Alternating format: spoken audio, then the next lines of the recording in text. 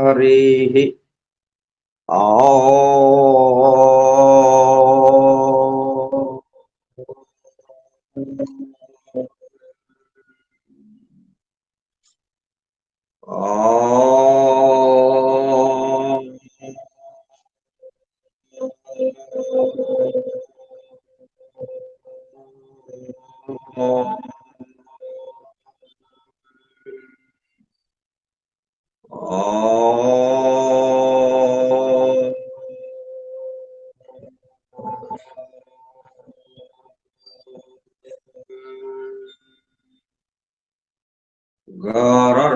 गुरुर्ब्रह्मा गुरुर्विष्णुः गुरुर्देवो महेश्वरः गुरुः साक्षात् परं ब्रह्म तस्मै श्री गुरवे नमः।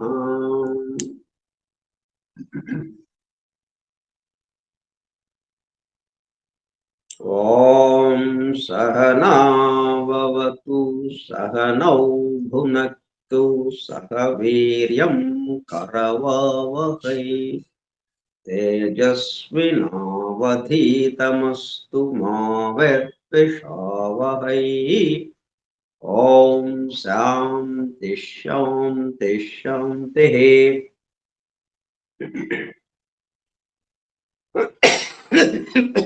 వాసుదేవ.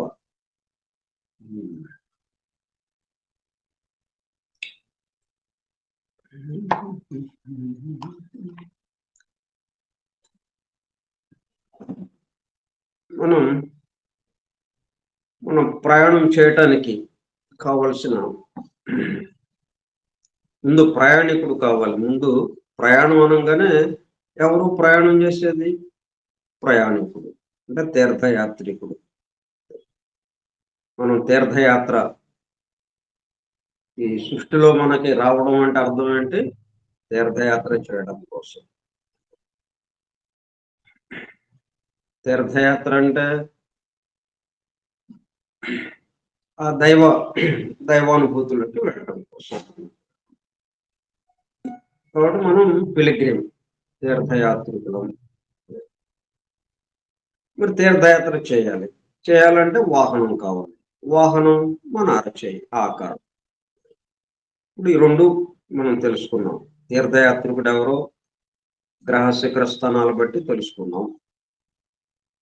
మనం వాహనం ప్రయాణం చేయటానికి వాహనము ఈ అరచేయి ఆకారం, 16 విషయాలకు సంబంధించిన అరచేయి ఆకారం. ఇప్పుడు ఈ రెండు మనకి రెడీగా ఉన్నాయి. అయితే ప్రయాణం చేయాలంటే దారి కావాలి, రోడ్డు కావాలి కదా. అది నేషనల్ హైవేనా, లేకపోతే డొంక రోడ్ల, కాలిబాట. ఇది ఇప్పుడు మనకి దారి ఎక్కడ, దారి ఎటు ఎలాగ ఉంది, ఆ దారికి సంబంధించిన విషయమే ఈ రేఖలు. అరచేతిలో ఉన్న రేఖలు మనకి దారి చూపించేవారు. ఆ రేఖల గుండా మనం ప్రయాణం చేయాలి, మన జీవనయానం సాగాలి. ఇది అష్ట సముద్రికం యొక్క మొత్తం ప్లాన్ ఓవరాల్ గా.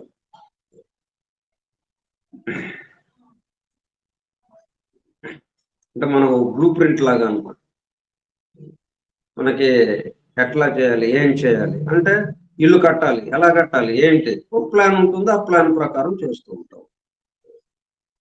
అట్లాగే ఇది కూడా మన జీవితం గడపాలి, ఎలాగా, ఏంటి, మన అంతిమ లక్ష్యం ఏంటి, మనం దేనికి ఎటువైపు ప్రయాణం చేయాలి, ఎందుకు ప్రయాణం చేయాలి, ఎటువైపు ప్రయాణం చేయాలి, మనకున్న సాధన సంపత్తి ఏంటి. మరి మనం ప్రయాణం అనగానే అన్ని సమకూర్చుకుని కదా బయలుదేరుతాం.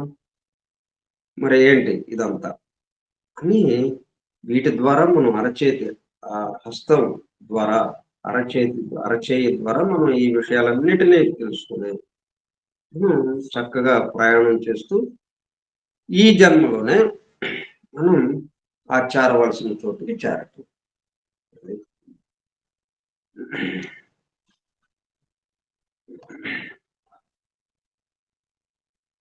మనం లైన్స్ గురించి చెప్పుకుంటున్నాం. అరచేతిలో 3 ప్రధానమైన రేఖలు ఉంటాయి. వాటి heart line, head line, life line. ఇవి లైన్ ఆఫ్ హెడ్ నుండి ప్రారంభమైతాయి. అంటే హార్ట్ లైన్ గురించి మనం తెలుసు. ఈ జూపిటర్ ఫింగర్ దిగువన ఈ ప్రారంభం ఉంటుంది. ఈ లైన్స్ యొక్క ప్రారంభం ఎక్కడ? ఏదైనా కానీ ఒకటి ఉంది అంటే దానికి ఒక ప్రారంభం ఉంటుంది. దాని ప్రారంభం ఉంది కాబట్టి దానికి ఒక అంతం ఉంది. మనం ఉద్యోగంలో చేరాము. చేరిన రోజే తెలిసిపోయింది మనం ఎప్పుడు ఈ ఉద్యోగం నుంచి బయటకు వస్తాము. అంతే. మనం పుట్టాము. పుట్టిన రోజే తెలిసిపోయింది మనం ఎప్పుడు ఈ దేహాన్ని వదులుతాము. అట్లా దేనికైనా కానీ మనం షాప్లోకి వెళ్ళాము. అప్పుడే తెలిసిపోయింది ఎప్పుడు బయటకు వస్తాము అన్నట్టుగా. ఏదైనా కానీ ఒకటి ప్రారంభం ఉంటుంది. ప్రారంభం ఉంది అంటే అంతం ఉంటుంది దానికి. అట్లా మన ఈ రేఖలు ఉన్నాయి. ఇక్కడ ఈ అరచేతిలో రేఖలు ఉన్నాయి. ఆ రేఖలు మరి ఎటు నుంచి ఎటు వెళ్ళాలి? మనం ప్రయాణ సౌకర్యం, మనం ప్రయాణం చేసే వాహనం ఉంది. ప్రయాణికులుగా, తీర్థయాత్రికులుగా మనం ఉన్నాము.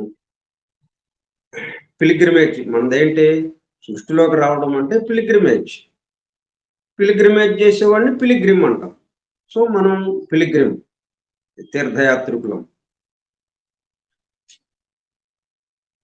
ప్రయాణం చేయాలి, తీర్థయాత్ర చేయాలి. మనం చేయాలంటే వాహనం కావాలి. అదే అరచేయి ఆకారం. 16 విషయాలు మనం అంతకుముందు చెప్పుకున్నాం. సో వాహనం ఉంది.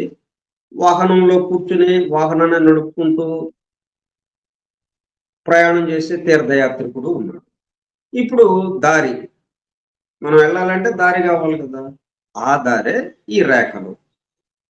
ఇప్పుడు ఎటుకుండా ప్రారంభించాలి మనం? మరి దీని మొదలు తెలియాలి కదా మనకి. అందువల్ల ఈ చూపుడు వేలికి దిగువన మనకి 3 రేఖలు బయలుదేరిన ప్రారంభ స్థానాలు అనమాట. 3 ప్రధానమైన రేఖలు. వాటి యొక్క ప్రారంభ స్థానాలు చూపుడు వేలికి దిగువన ఉంటుంది. అది వాటి గురించి మనం చెప్పుకుంటూ ఉన్నాము. ఇవాళ ఏడో విషయం ఏంటంటే లైన్ ఆఫ్ హెడ్ నుండి ప్రారంభం అయితే పూర్తిగా హెడ్ కంట్రోల్ ఉండడం జరుగుతుంది.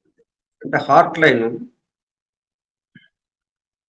ఇప్పుడు ఈ 3 లైన్లు వేరువేరుగా ఉండాలి మామూలుగా అయితే.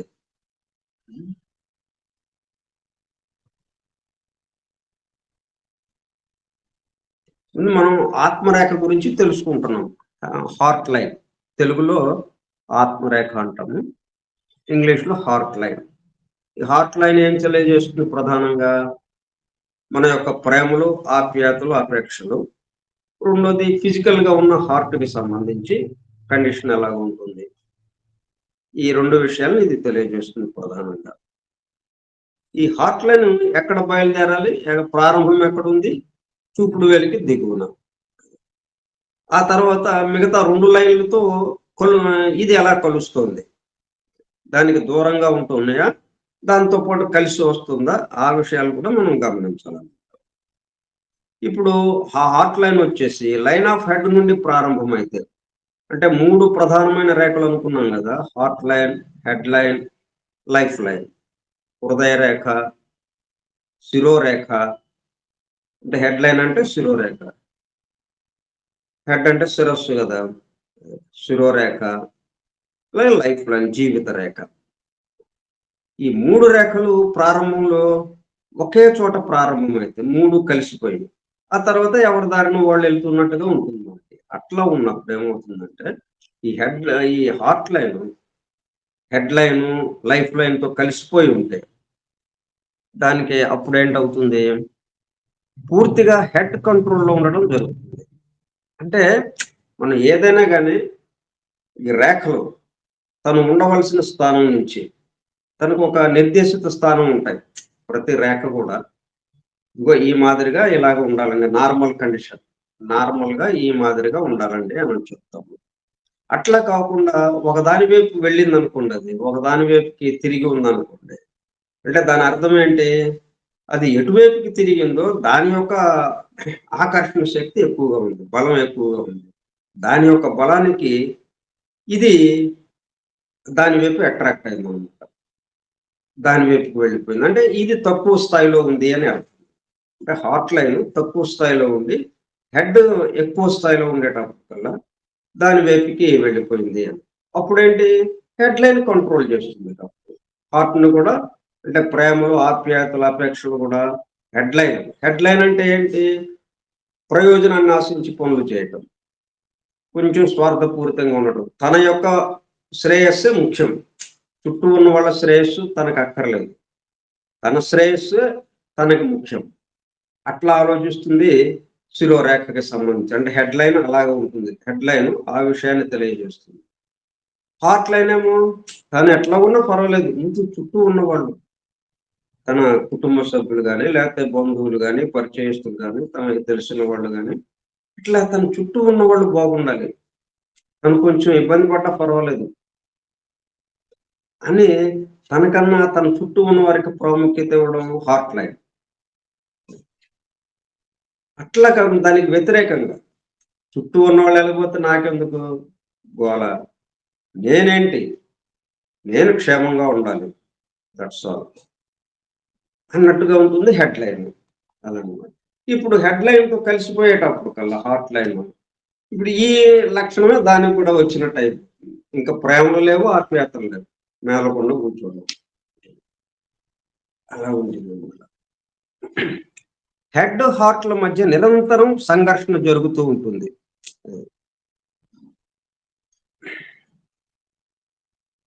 హార్ట్ ఏమో ఇటువైపుకి లాగుతూ ఉంటుంది.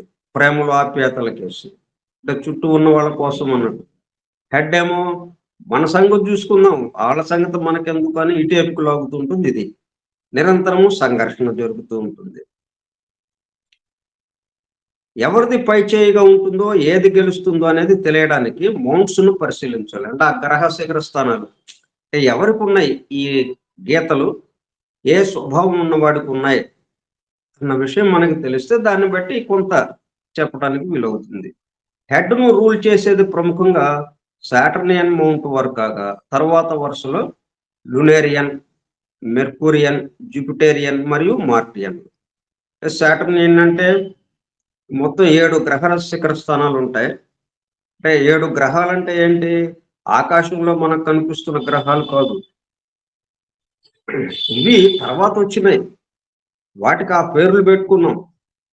అంతేగాని గ్రహ తత్వాలు సృష్టికి ముందున్నవి. పరమాత్మతో పాటు ఉన్న తత్వాలు ఇవన్నీ.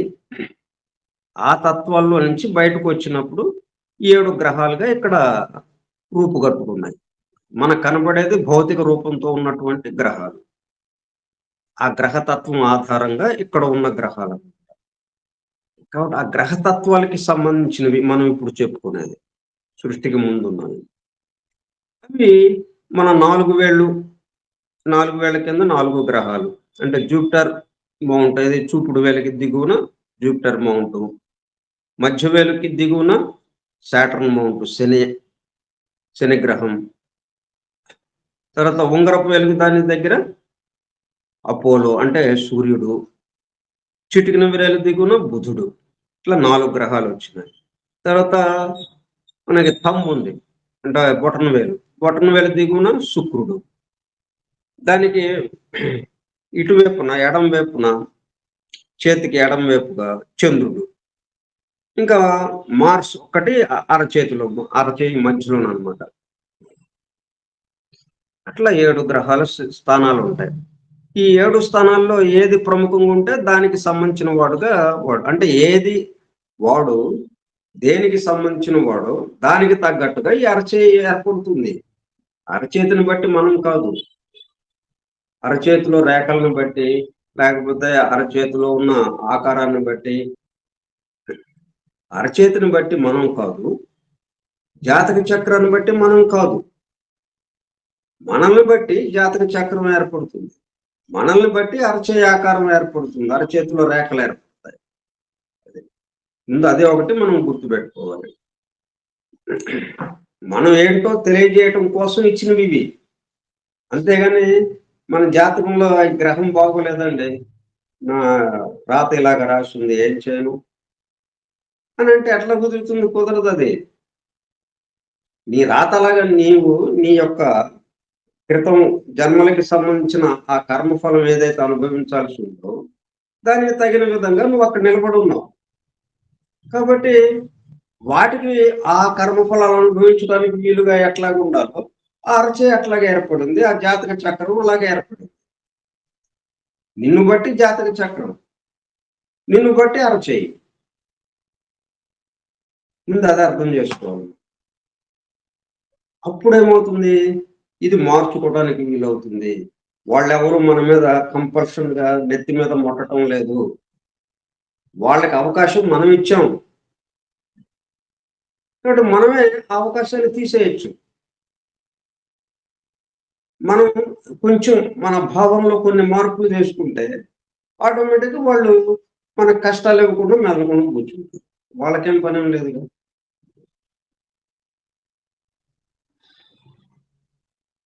తర్వాత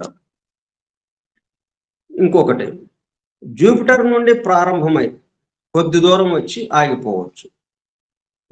అంటే హార్ట్ లైన్ ఒక్కోసారి ఏమవుతుందంటే, మామూలుగా అయితే ఈ చూపుడు వేలు దిగువ నుంచి ప్రారంభమై, ఈ చేతి చివరి దాకా వస్తుంది. అరచేయి చివరి దాకా. ఒక్కొక్కళ్ళకి అలా రాకపోవచ్చు. నేను వాళ్ళని బట్టి కదా! కొద్ది దూరం వచ్చి ఆగిపోవచ్చు. ఎంత వయసులో ఆగినదో గమనించాలి. ప్రతిదానికి వయసును మనం లెక్క వేయొచ్చు. ప్రారంభం నుంచి ప్రారంభం గీత యొక్క ప్రారంభం ఎక్కడుందో చూసి, అక్కడి నుంచి అది ఎంత పొడవుందో దానికి తగ్గట్టుగా 70 సంవత్సరాలు లేకపోతే 80 సంవత్సరాలు మనం లెక్కేసి, ఇది ఎక్కడ ఆగిపోయింది? ఏ 40 సంవత్సరాల దగ్గర ఆగిందా? 30 సంవత్సరాల దగ్గర ఆగిందా? అట్లాగా అంటే హార్ట్ అటాక్‌తో చనిపోవడానికి అవకాశాలుంటాయన్నమాట. హార్ట్‌కి సంబంధించిన ఎయిల్మెంట్స్‌తో. అది ఎంత వయస్సులో ఆగినదో గమనించాలి. కొంత కష్టములు పడడానికి వీక్ హార్ట్‌ను తెలియజేస్తుందది. ఇతరుల పట్ల అతనుకున్న ఆపేక్షలు తగ్గడం ఉంటుంది. అందువల్ల అపేక్షలుండవు. ఇతరుల ఇతరుల పట్ల ఏమాత్రం అపేక్షలు ఉండవు. ఎందుకంటే దానికి తగ్గట్టుగా ఆ రేఖ అక్కడ పొడవుగా లేదు. తర్వాత హార్ట్ ఏమో వీక్‌గా పనిచేస్తుంది. అదే వీక్‌నెస్ అది హార్ట్ యొక్క అది హార్ట్ ఒక సీట్ అనుకుంటే, హృదయం దాని మీద కూర్చోవడం. సూక్ష్మంగా ఉండేది హృదయం, స్థూలంగా ఉండేది గుండెకాయ. ఇప్పుడు గుండె నీరసంగా పనిచేస్తుంది. దాంట్లో కూర్చున్న కుర్చీ గట్టిగా ఉండదు. కొంచెం అటు ఇటు కదులుదామంటే కింద పడిపోతుంది. కాలు ఇరిగిపోతుంది. అందుకని జాగ్రత్తగా కూర్చోవాలి. కుర్చీలో కూర్చునేవాడు. ఇంక జాగ్రత్తగా కూర్చుంటే ఇంక వాడేం పని చేస్తది? కుర్చీని జాగ్రత్తగా చూసుకోవడమే సరిపోద్ది వాడికి. అందువల్ల ఆ ప్రేమలు, ఆప్యాయతలు ఇక ఉండవు. అట్లా ఉంటుందండి. ఇంకొకటేంటంటే హార్ట్ లైను అరచెయ్యి ఆ చివరి నుండి ఈ చివరి వరకు ఉంటే, అంటే మనం స్కేల్‌తో ఒక లైన్ గీసినట్టుగా అనమాట. టూ మచ్ హార్ట్ ఉంటుంది. ఎఫెక్షన్, సెంటిమెంట్ తీవ్రంగా ఉంటాయి. ఇక వాడికి అడ్డు లేదనమాట. ఆకాశమే హద్దన్నట్టు ఉంటుంది. అంటే కర్ణుడు లాగా కర్ణుడు. వాడు అడిగిన వాడికి అడిగినట్టు ఇవ్వటమే. తన జన్మతో సహా వచ్చిన కవచ కుండలాన్ని గూడా అడిగితే ఇచ్చేశాడు. అవి లేకపోతే వాడికి చాలా కష్టమైన విషయం. అయినా సరే ఇచ్చేశాడు. అట్లా అంత దానగుణం ఉంటుందన్నమాట. ఆ చివరి నుంచి ఈ చివరికి హార్ట్ లైన్ ఉంటాయి. ఎఫెక్షన్, సెంటిమెంట్ తీవ్రంగా ఉంటాయి. ఇక వాళ్ళింట్లో బంధువులు రాకపోకలు అలాగా ఒక ఆహ్, సత్రంలాగా ఉంటుందన్నమాట వాళ్ళిల్లు ఎప్పుడెళ్ళినా గాని. ఎప్పుడెళ్ళినా ఒక 5, 6 ఒక 10 మంది బంధువులుంటారక్కడ. బంధువులు, స్నేహితులు ఏదో పని మీద వచ్చినోళ్ళు ఏదో ఒకటి. వాళ్ళందరికీ వండి వార్చటంతోనే సరిపోద్ది ఆయన భార్యకి. ఇలాగుంటుందనమాట. మా మామగారికి అలాగే ఉంది. Heart line. ఆ చివరి నుంచి ఈ చివరికి. ఎప్పుడూ బంధువులే. అందులో అంతకుముందు ఇతర ఊళ్ళలో కాస్త హాస్పిటల్స్ తక్కువుండేయి. అందువల్ల గుంటూరు వచ్చేసేవాళ్ళు. ఎవరికైనా ఆరోగ్యం బాగోకపోతే గుంటూరు వచ్చేసేవాళ్ళు. వచ్చి ఈయనింటి దగ్గర ఉండేవాళ్ళు. అట్లా ఏదో ఒక పనితో. తర్వాత వాళ్ళ అక్కలు, చెల్లెళ్ళు వాళ్ళని చూడటం. ఇట్లాగా ప్రేమ ఆప్యాయతలు అలా ఉంటాయన్నమాట. చాలా తీవ్రంగా ఉంటాయి. ప్రాక్టికాలిటీ పూర్తిగా లోపిస్తుంది. అరే! ఇట్లా వీళ్ళందరిని చూస్తుంటే మన పిల్లలేంటి వాళ్ళకి ఏమి ఆస్తిపాస్తులివ్వాలి, ఎట్లాగా ఇది అనే ఆలోచన ఉండదిక. పిల్లల గురించిన ఆలోచన ఉండదు. బాధ్యతలు అయ్యో! పిల్లలకి చదువులు మరి ఎట్లాగా ఇదంతా అనేది ఉండదింక. ప్రతి విషయంలోనూ సెంటిమెంట్ ఆధిపత్యం వహిస్తుంది. కంపెనీ అధిపతికి ఈ రేఖ ఉంటే, ఆ కంపెనీలో ఉద్యోగంలో చేరిన వాళ్ళు ఎక్కువ భాగము అవసరం లేకుండా, అర్హత లేకుండా చేరిన వాళ్ళే. ఏదో జాలి దలిచి రోడ్డు మీద వెళ్తుంటే కారులో ఎవడో కనిపిస్తాడు. "సార్ రా మా కంపెనీలో పని చేద్దువు గాని" అంటాడు. అక్కడ ఖాళీ లేదు. అప్పటికే చాలా మందున్నారు. వీడిని కూడా తీసుకెళ్ళి అక్కడ కూర్చోబెడతాడు. జీతం ఇస్తుంటాడు. అది. వారిపై యజమానికి గల జాలి ఒక్కటే అర్హత. నేట్రమూర్‌ను ఒకసారి గుర్తుకు తెచ్చుకోవాలి. నేట్రమూరు ఇది కూడా డ్రగ్గు. దాని లక్షణం కూడా ఇలాగే ఉంటుంది. అది ఆరోగ్యవంతుల్లో నేట్రమూర్‌ని ప్రయోగించినప్పుడు వాళ్ళకి అపరిమితమైనటువంటి జాలి, ఆ దాన గుణము ఇలాగ వచ్చిందనమాట. పేదరికం వల్ల జాలిపడి ప్రేమించడం, పెళ్లి చేసుకోవడం ఉంటుంది. పిల్లల్లో ఉంటే జాగ్రత్తగా పెంచాలి. లేకపోతే పెద్దవాళ్ళు సంబంధాలు చూస్తుంటే నేను ఒకరిని ప్రేమించాను, పెళ్లి చేసుకోవాలని అనుకుంటున్నానని చెప్తారు. జాగ్రత్తగా ఉండాలి. ఇప్పుడు వరకు స్టార్టింగ్ పాయింట్, లెంగ్త్ ఆఫ్ లైన్‌కి సంబంధించి తెలుసుకున్నాం. ఇప్పుడు దాని యొక్క కోర్సును పరిశీలిద్దాం. అంటే ఏ మాదిరిగా వెళుతూ ఉంది? ఒకే డైరెక్షన్‌లో వెళుతున్నదా? కోర్సు చేంజ్ అవుతున్నదా పరిశీలించాలి. అంటే తిన్నగా ఉందా రేఖ? లేకపోతే అటు ఇటు తిరుగుతూ ఉందా? వంకరలున్నాయా? ఆయా సంఘటనలు, ఆయా వయస్సులలో జరిగినవి తెలుపుతుంటాయి. రేఖ వెళుతూ ఒక మౌంట్ దగ్గర రైజ్ అయితే, ఆ మౌంట్ యొక్క అట్రాక్షన్ స్ట్రాంగ్‌గా ఉండి, ఆ మౌంట్ లక్షణాలను ప్రేమించడం ఉంటుంది. తరువాత ఇంకొకటి హార్ట్ లైన్, హెడ్ లైన్ దగ్గరకు వచ్చినచో, హెడ్ స్ట్రాంగ్‌గా ఉండి, ఆ పీరియడ్‌లో హెడ్ రూల్ చేయడం ఉంటుంది. అంటే ప్రారంభంలో హెడ్ లైన్‌కి దూరంగానే ఉంటుంది. కానీ మధ్యలో ఎక్కడో ఒక చోట హెడ్ లైన్‌కి దగ్గరవుతుంది. మళ్ళీ దగ్గరయ్యి మళ్ళీ వెనక్కెళ్ళిపోతుంది. ఆ దగ్గరైన సమయంలో హెడ్ రూల్ చేయటం ఉంటుంది. వాళ్ళ లక్షణాలు మారిపోతాయి. ఏంటో ఇట్లాగే ఉన్నాను. అంతకుముందు చాలా దాన గుణంతో, ప్రేమలు, ఆప్యాయతలు, అపేక్షలతో ఉన్నానే. ఇప్పుడేంటి ఇట్లాగా స్వార్థపరుడినయిపోయాను అని అనుకుంటాం. 12 హార్ట్ లైన్ కొంచెం క్రిందకు వంగి, మరలా మామూలుగా వెళ్ళటం కాకుండా హెడ్ లైన్ కట్ చేయవచ్చు. Serious injury, damage to the head లైన్‌ను ఇండికేట్ చేస్తుంది. అంటే మానసికంగా బ్యాలెన్స్ తప్పడం, బ్రెయిన్ ఫీవర్, మెనింజైటిస్, డెత్‌ను ఇండికేట్ చేస్తుంది. Head line, heart line current ఒకదానికొకటి క్రాస్ అయ్యి ఫ్యూజ్ పోవటం, విస్ఫోటనం జరగొచ్చు. అంటే ఒక లైన్ ఇంకో లైన్‌లోకి వెళ్ళిందంటే, ఈ లైన్‌లన్నీ ఏంటనుకుంటున్నాం మనం? ఈ లైన్ ద్వారా కరెంట్ ప్రసారం జరుగుతుంది. లైఫ్ ప్రసారం. కాబట్టి ఆ విద్యుత్ ప్రసారం జరుగుతుంది గాబట్టి, ఒక లైన్ నుంచి ఇంకొక లైన్ అనేటప్పటికల్లా ఒకదానికొకటి ఎర్త్ అయ్యినట్టుగా లేతే డాష్ ఇచ్చినట్టుగా ఫ్యూజ్ ఎగిరిపోతుంది. అంటే డెత్‌కి అవకాశం ఉంటుంది. ఏదో ఒకటి డ్యామేజ్ జరుగుతుంది. హెడ్ లైన్ మీద కాబట్టి బ్రెయిన్‌కి సంబంధించి జరగొచ్చు. హార్ట్ లైను హెడ్ లైన్ మీదకెళ్ళింది కదా! అందువల్ల బ్రెయిన్‌కి సంబంధించిన డ్యామేజ్. ఒకవేళ ప్రాణంతో బయటపడితే పారాలిసిస్‌తో బయటపడవచ్చు. మౌంట్ టైప్ కూడా చూడాలి. జుపిటేరియన్‌కు అపోప్లెక్సీ, సాటర్నియన్‌కు పారాలిసిస్ సామాన్యంగా వచ్చే వ్యాధులు. అపోలినియన్‌లో ఈ విధంగా ఉంటే హార్ట్ డిసీజ్ మరియు బ్లైండ్‌నెస్ రావచ్చు. రేఖలో ఏమాత్రము ఎగుడు దిగుడులు ఉన్న చేంజెస్‌ను సూచిస్తుంది. Starting point, length off line, course of line చూసాము. ఎండ్ ఆఫ్ లైన్‌ను పరిశీలిద్దాం. అంటే ఎక్కడ ఆగిపోయింది ఈ లైను?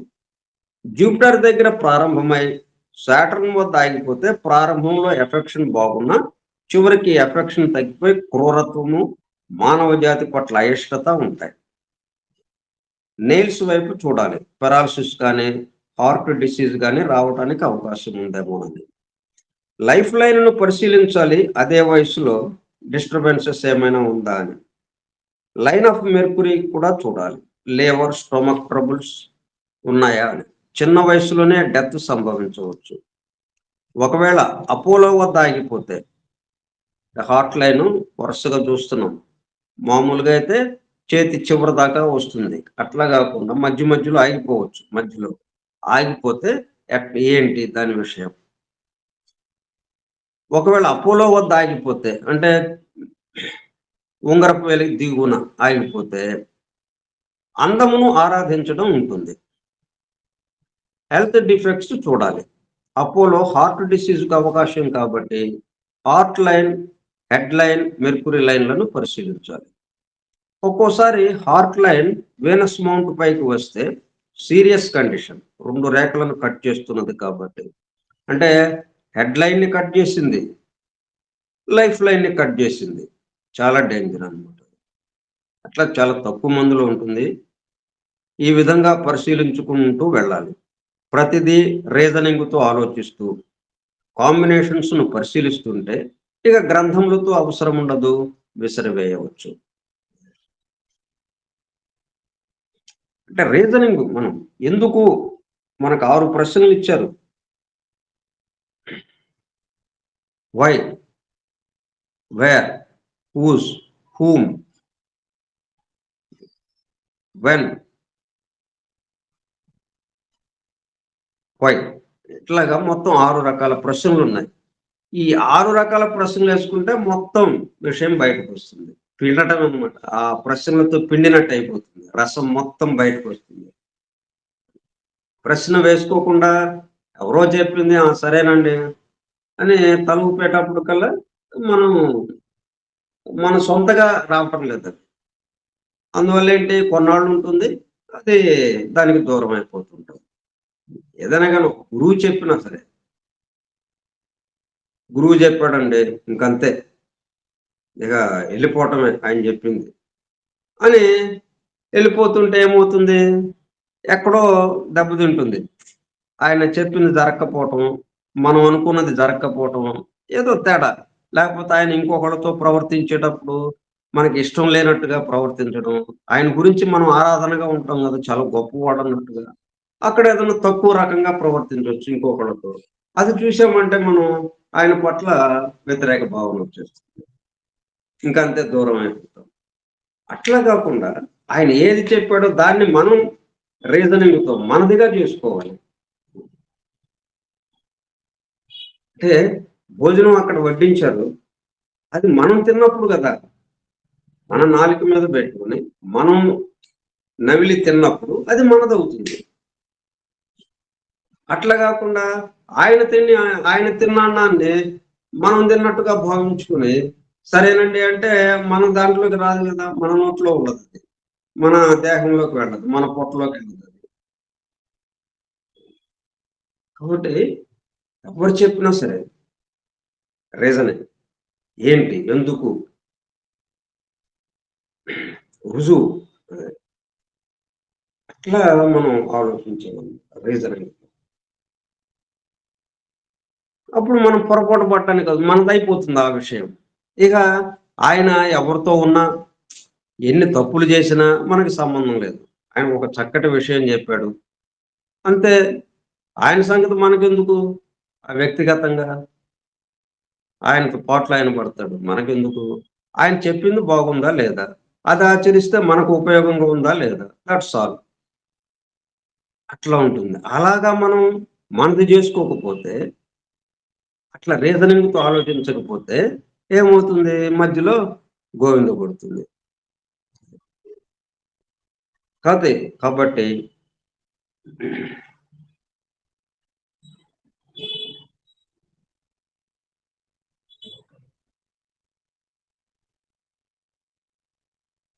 హ్మ్.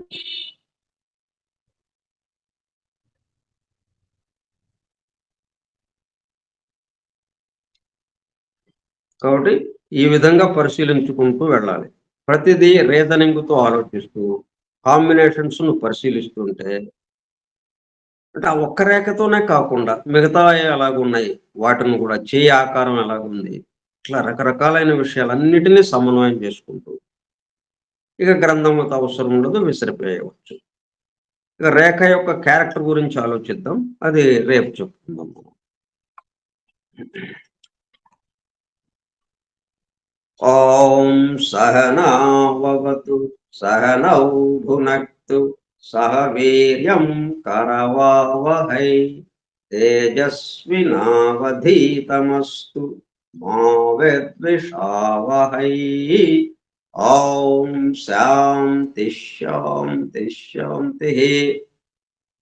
స్వస్తి ప్రజాభ్యః పరిపాలయంతాం న్యాయేన మార్గేణ మహీం మహిషాః.